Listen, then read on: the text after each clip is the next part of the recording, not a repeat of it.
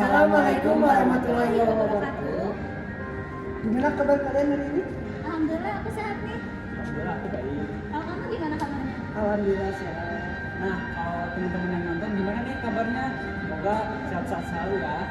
Nah, hari ini kita bakal berbincang dengan narasumber yang bakal menambah ilmu politik kita. Siapakah dia? Tonton terus ya.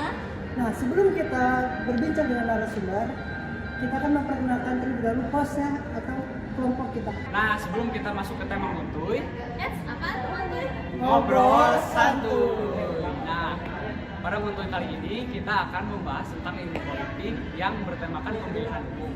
Nah, untuk lebih jelasnya, langsung aja kita ngobrol dengan narasumber kita yang akan dipandu oleh host kita. Ada Fitri dan Ahmad di sesi pertama, lalu Chelsea dan Jian di sesi kedua. Gak usah banyak basa-basi, langsung aja kita ngontul. Ngobrol santuy.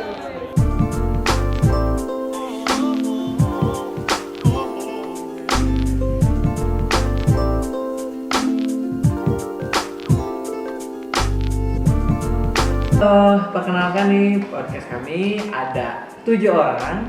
Yang pertama saya Kun Saftian Gumilang. Saya Chelsea Afina. Saya Ahmad. Saya Nana Fadila. Saya Fitri Alfianti. Ada Rehan dan ada Ilham. Perkenalkan di podcast Ngontuy, Ngobrol Santuy. Hai semuanya. Kita sudah bersama narasumber yang akan menemani kita membahas terkait ilmu politik dengan tema Pemilu. Kalian tahu nggak sih pemilu itu apa? Masa orang Indonesia nggak tahu pemilu? Nah, daripada kalian bertanya-tanya apa itu pemilu, lebih baik kita bahas tuntas aja bersama narasumber kita. Pasti kalian juga nggak asing sih ya. Apalagi Dengan mahasiswa unla ya. Betul. Sudah tidak asing lagi pastinya. Yuk, kita kenalin aja narasumber kita kali ini yaitu Dr. Dr. Rusman. Halo. Terima kasih. Dr. Rusman ini selain menjadi dosen di Universitas Lalang Buana, beliau juga seorang praktisi hukum ya Pak ya? So, saya advokat, konsultan hukum. Nah, untuk siswa Universitas Lalang Buana pastinya nggak asing lagi kan dengan Dr. Rusman ini. Apalagi mahasiswa semester 1 nih. Betul. Oke, sebelum kita ke pembahasan, Pak, biasanya Bapak sapaan akrabnya siapa sih Pak? Hah? Sapaan akrab. Biasa Oh, orang- saya dipanggil Pak Rusman saja. Oh, Pak Rusman aja. Nah, Oke, untuk di 2023 ini Pak Rusman ada kegiatan atau kesibukan apa sih Pak? ya kebetulan kan habis libur Natal tahun baru ya. Jadi klien-klien kita kan harus kita tindak lanjutin lagi. Kemarin libur, kantor penyidik juga kita tunda, ke pengadilan kita tunda. Sekarang mulai aktif lagi menindaklanjutin perkara-perkara kita baik pidana maupun perdata yang sudah kita tangani. Berarti lagi sibuk-sibuknya nih Pak? Ya ada tim lah kita kan. Ya. Kalau boleh tahu sekarang Bapak kasus yang sedang ditangani itu banyaknya di kasus apa Pak? Ya imbang pertanahan umumnya. Pertanahan. Nah, kasus pertanahan, sengketa hak ataupun pidana kegiatan pertanahan. Tapi untuk tahun ini tuh lebih banyaknya di pidana, tanah atau apa Pak yang biasa Bapak tangani? Pidana khusus di ya, tahun ini? pidana yang berkaitan dengan pertanahan. Oh, oke. Baik Pak, daripada kita berbincang-bincang, yang kita selanjutnya langsung aja ya Pak, kita ngobrol-ngobrol santai tentang pemilu di tahun ini ya Pak ya. Kita udah memasuki tahun yang akan terjadinya pesta rakyat. Ya. Betul. Ya, benar, tahun ini kan udah dikatakan tahun politik. Karena di akhir tahun 2022 lalu itu sudah masuk tahapan pemilu 2024 sudah bagian daripada pengumuman nomor urut maupun peserta pemilu partai politik. Nah, kita sudah ada 17 partai politik yang akan mengikuti pemilu di tahun 2024 tersebut. 17 partai politik itu terdiri dari 9 partai politik yang memang ada di parlemen, yang ada legislatif, yang lolos hasil pemilu 2019 yang lalu. Tetapi ada juga peserta pemilu yang baru, partai dulu yang tidak lolos tapi sekarang yang lulus verifikasi. Jadi ada 9 yang jelas, ada dari parlemen dan 8 yang non parlemen. Nah 17 ini mereka akan menjadi kontestan pemilu di tahun 2024 yang akan datang. Oke, menurut Bapak apa sih pandangan dan pendapat sejauh kontestasi politik ini Pak di 2024 nanti? Ya memang sistem pemilu kita ini kan tetap proporsional terbuka. Proporsional terbuka itu ongkos politiknya tinggi, persaingan antar calon legislatif satu partai pun saling cukup tinggi persaingannya. Karena memang yang calon nomor satu pun belum tentu terpilih. Ya, calon mana yang paling banyak mendapatkan suara itulah calon yang akan terpilih. Jadi nomor urut bukan hal yang diharapkan itu lagi, tetapi memang langsung menyasar kepada orang per orang. Nah sehingga tentunya di sisi lain pemilu 2024 itu pemilu serempak kedua. Kalau di 2019 hanya serempak presiden dan legislatif, DPR, DPRD, provinsi dan DPR pusat beserta presiden. Nah sekarang ditambah lagi bersama pemilih daerah. Jadi pemilu itu nanti akan mencoblos itu pertama dia memilih presiden, DPR, memilih gubernurnya, memilih bupatinya, udah 3 kan. Terus memilih DPRD kabupaten, DPR provinsi, DPR pusat, berarti 6 kali mencoblos. Jadi bisa kita bayangkan lamanya di TPS itu. Nah tentunya TPS pun harus diatur, jangan sampai orangnya banyak, karena jam 13.00 harus sudah selesai diaturannya pemilu 2024 itu. Jadi jumlah TPS akan lebih banyak, sehingga akan tepat waktu jam 13.00 itu sudah selesai pencoblosan, sudah dipilih, mulai dihitung seperti itu. Jadi memang energi yang dikeluarkan maupun tenaga dan dana cukup besar. Tetapi memang sekarang ada juga sudah wacana yang diskusi-diskusi ingin dilaksanakan secara profesional tertutup. Profesional tertutup itu calon-calonnya merupakan kader-kader yang nomor urut, sehingga yang dipilih itu partainya. Nanti partainya tuh dengan jumlah sekian perbandingan dapat nomor berapa kursi seperti itu. Jadi kampanyenya tidak perorangan lagi, tapi kampanyenya sudah partai politik. Tapi itu masih wacana-wacana juga, itu sudah dilaksanakan di era Orde Baru. Di era Orde Baru pemilu dari tahun 73, kemudian terakhir tahun 97 itu proporsional terbuka. Dan memang sedikit, hanya 3 partai. Sekarang kan multi partai, 17 partai. Tuh. Semoga aja ya Pak ya, di pemilu tahun ini para yang menyelenggarakan di KPU-nya Pak, semoga semuanya sehat, selamat, tidak terjadi seperti tahun-tahun kemarin banyak. Ya betul. Memang di pemilu 2019 itu karena jumlah pemilu di TPS itu masih banyak, bahkan ada yang menjelang subuh penghitungan itu baru selesai. Jadi energi yang dikeluarkan cukup banyak, bahkan korbannya lebih 200 orang itu yang meninggal, yang pejuang-pejuang di TPS itu yang meninggal itu dulu. Intinya kita berharap intinya kita berharap untuk di 2024 ini lebih berjalan produktifnya, lebih artinya pengalaman pemilu 2019 itu jadi pelajaran yang berharga, sehingga memperbaiki sistem maupun mekanisme yang akan datang. Nah, menurut Bapak siapa sih kira-kira kandidat yang kuat? Ya, betul. Kalau kandidat kan sebenarnya sampai sekarang tuh belum ada. Baru yang digadang-gadang oleh publik, oleh survei-survei, tapi yang resmi nanti akan menjadi kandidat calon itu setelah didaftarkan di KPU. Nah, tapi sekarang ini partai politik kan sudah mulai tuh ada yang mencuri star, mencalonkan calon presiden dari partainya. Nah, kalau saya melihat tentunya tergantung dari pimpinan-pimpinan partai nanti siapa. Karena untuk mencalonkan presiden itu ada batas tertentu yang kita dengan threshold-nya itu, sehingga yang bisa memilih yang menyalonkan pasangan presiden itu sekarang hanya 1, PDIP. Tetapi yang lain bisa asal dia harus gabungan. Nah sementara ini kan kalau dilihat dari jumlah 100 itu kita bisa 4 pasangan calon. Nah 4 pasangan calon ini tergantung dari partai-partai ini mana yang akan dia pilih. Oke, sebelum kita lanjut ke pembahasan selanjutnya, bagi kalian yang menonton, apabila ada pertanyaan terkait pemilu, terus yang masih penasaran ya, karena sejauh ini kita udah kupas tuntas terkait pemilu lumayan banyak juga. Jadi kalau misalkan nanti kalian ada pertanyaan, silahkan ditulis di bawah ini di kolom komentar, nanti kita akan bahas di sesi selanjutnya.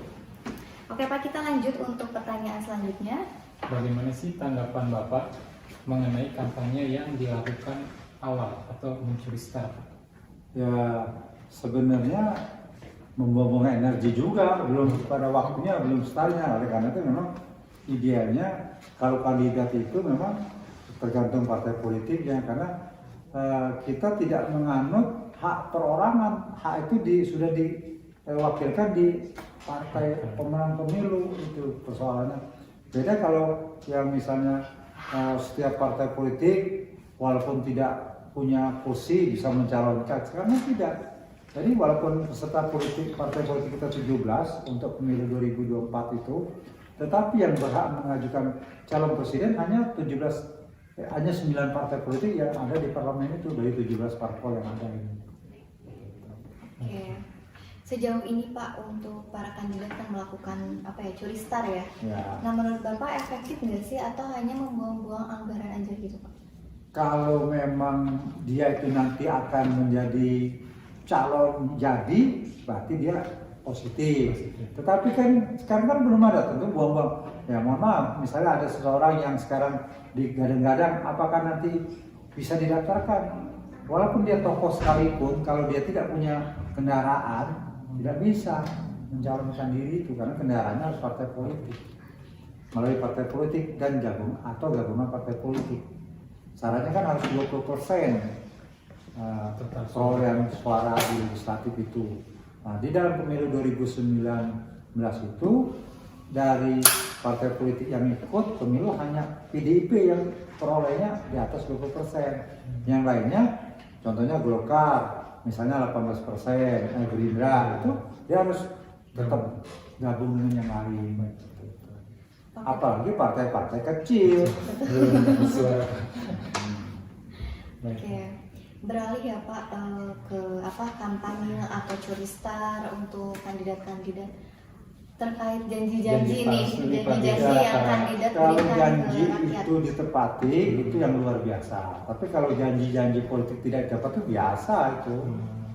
Ya. Karena memang toh kalau dia sudah duduk, yang mengelola anggaran itu kan bukan sesuai mekanisme, nggak bisa memenuhi janji-janji politik dia kalau memang tidak ada anggarannya. Kan janji politik itu kan menyangkut anggaran juga padahal. Misalnya menjanjikan setiap RT akan dikasih uang gaji 1 juta sebulan, uang dari mana dia? Kan tetap uang APBD. Jadi kalau janji politik tidak ditepati biasa itu. Makanya kembali calon-calon yang akan kita pilih itu yang kredibel, yang punya kapasitas. Nah, kita pemilihnya harus cerdas. Ada nggak sih Pak tips bagaimana gitu caranya supaya kita nih sebagai rakyat, calon biar tidak tertipu oleh janji-janji manis terbuai gitu. Kalau itu kembali ke kita tadi, dan jangan juga kita menjadi golput, karena kalau golput kan orang yang baik nanti tidak berbuat malah salah. Tentunya carilah calon yang memang sesuai dengan kriteria, ya sesuai dengan kondisi kekinian. Tidak tua, tidak terlalu muda, tapi yang energik lah, berwawasan. Sudah itu yang paling penting, nilai jujur itu lah. Sulit untuk karena kalau ahli kan banyak. Yang penting di dalam dia memimpin itu dia jujur. Nah sudah itu dia harus ingat bahwa dia itu akan diminta pertanggungjawaban. Nah itu ya. Siap nggak dia diminta pertanggungjawaban nanti dihisap itu di atas janji-janjinya itu. Oke, lanjut untuk pertanyaan yang selanjutnya. Tanggapan Bapak kepada mereka yang golput nih Pak. Menurut Bapak golput itu sah-sah aja, wajar atau bagaimana? Ya memang sampai sekarang aturan yang memberi sanksi terhadap golput itu tidak ada. Tetapi menurut saya inilah kesempatan kita sebagai warga negara ikut menyumbang pemikiran dengan memilih calon-calon yang memang kita anggap mempunyai kapasitas, ya, mempunyai kemampuan. Nah, kalau orang baik tidak mau memilih, nanti orang yang jelek yang terpilih, suaranya kalah. Kita harus. Nah, tetapi sebaliknya, ngapain golput? Dia kan warga negara Indonesia, KTP-nya saya yakin warga negara Indonesia. Kalau dia sudah senior seperti saya, dia tinggal di Indonesia, makan minum di Indonesia, ngapain mau golput? Ya memang kalau tidak mau berorientasi ke pemilu 5 tahun sekali, ya pindah aja ke negara lain lah. Oke, artinya sebenarnya kalau golput itu balik lagi ke diri kita sendiri ya Pak ya. Betul. Kita yakin sebagai warga negara Indonesia atau tidak gitu ya. Sepanjang memang waktu itu kita luang, tapi ya beda lagi kalau memang ada alasan yang jelas, misalnya kita karena berhalangan sesuatu yang memang patut dan wajar. Tapi kalau kita cuma di rumah cuma baca YouTube, terus monitor, kita nggak datang ke TPS, berarti tidak berpartisipasi. Nah, karena di situ kan sarana, kan jangan dilihat pemilunya saja, di situ bisa silaturahmi, ketemu teman-teman kita, ketemu sahabat-sahabat kita kan, sekalian bermasyarakat di luar kita berada. Ya sebenarnya siapapun itu pilihan yang menang itu hal yang biasa ya Pak ya. Iya. Karena kita kembali lagi ke suara gitu. Pak, Bapak kan udah tidak menjabat sebagai polisi lagi nih Pak. Apakah Bapak mendapatkan hak pilih? Iya, sudah begitu dia sudah menjadi purnawirawan, hak-hak politik dia sama dengan warga negara lain. Ya.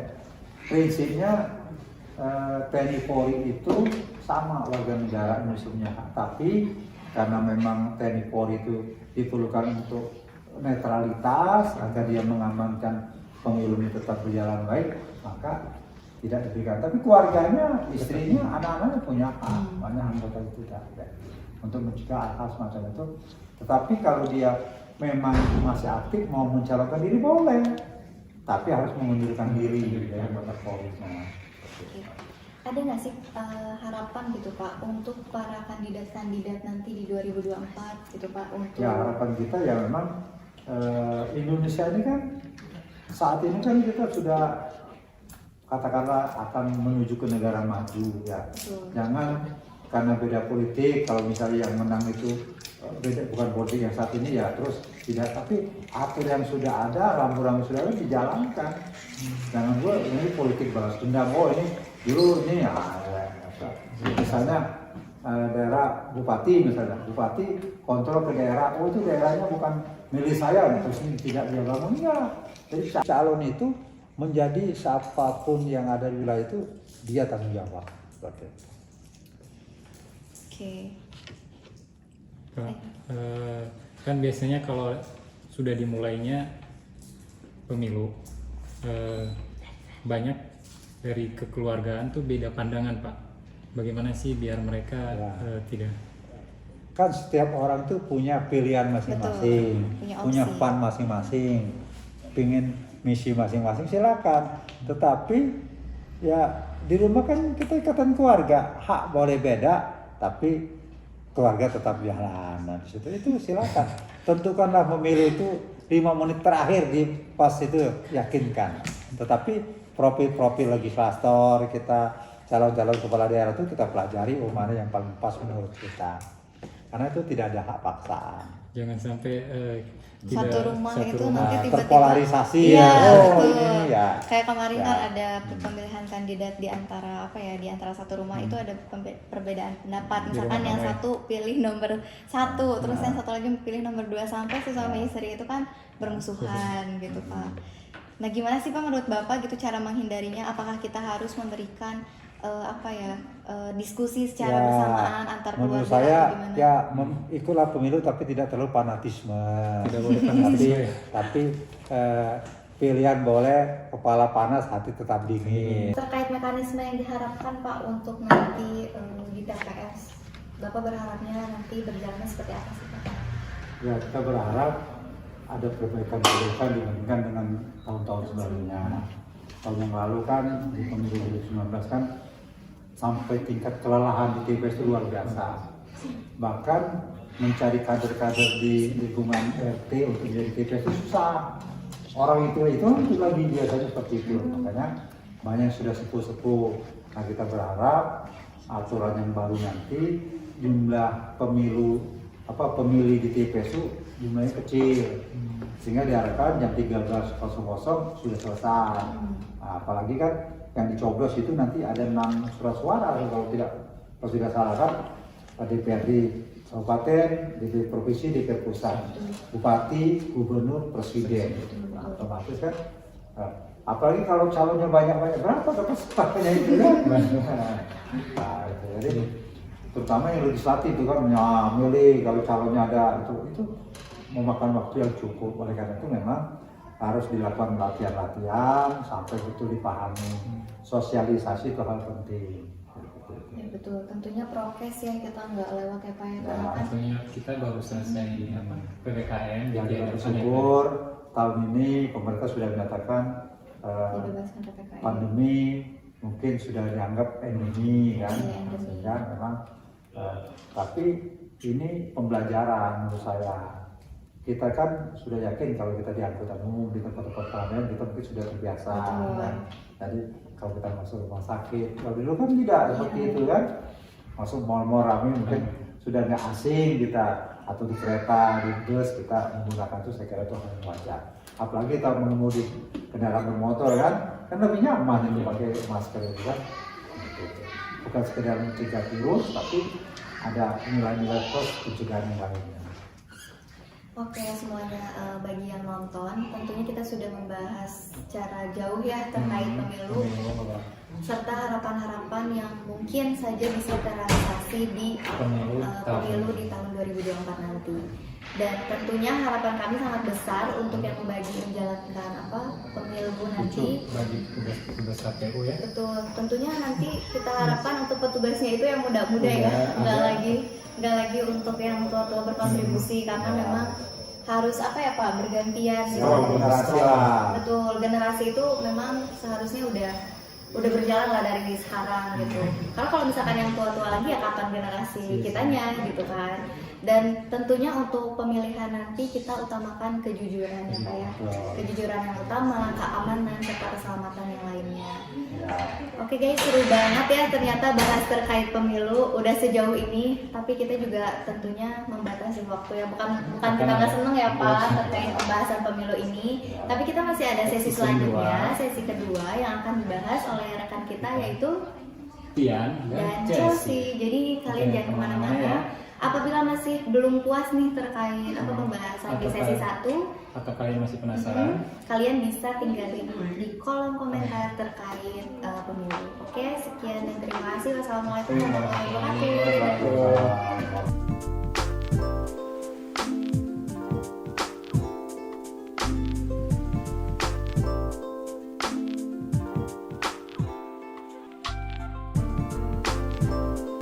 Sehingga memang ancaman hukumnya sangat kecil, maka disitulah memungkinkan. Tetapi kalau dia suap yang dilakukan dia mungkin bisa dimasuk kategori tindak pidana umum atau tindak pidana politik, juga lebih takut mereka itu. Suap menyuap, kalau di luar tindak pidana pemilu kan ancaman hukumnya besar tinggi. Tapi kalau di pemilu paling tinggi 1 tahun. Dan penyidiknya pun harus oleh Bawaslu